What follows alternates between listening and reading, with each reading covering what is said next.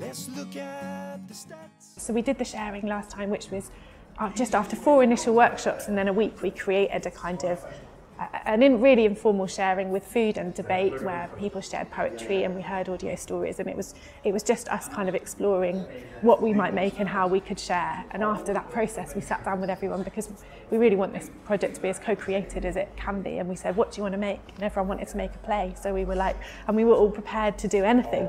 We were if people wanted to do like a symposium, we'd done a symposium or a podcast series or a book, but they wanted to do a play, so that's what we're doing. It was like a 3-course meal, and then there was a debate that was hosted by an academic called Jazz Singh. I thoroughly enjoyed the whole sort of experience. It was really good to be in front of people again. That's how, once again, sounds really pretentious. No, but it was really good sort of performing. We're doing it at the Albany. We found a theatre venue.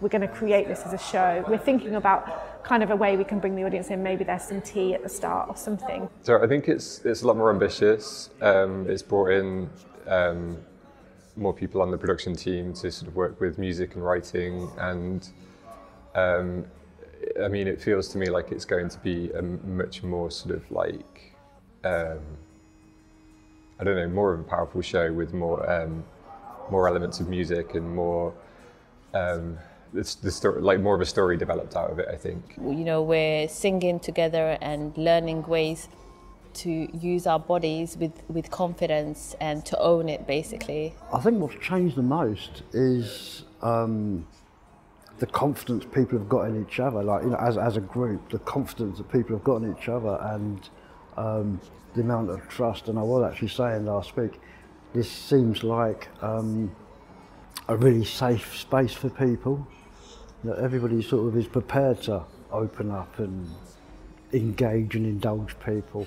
So I think that's what's changed the most, is like we're a hell of a lot more comfortable around each other. Obviously, with everything, you have to take the first leap, and especially if you're passionate about something and you really want to help the community, and you're from a position where you can see things and you understand them, and you can, put forward maybe solutions.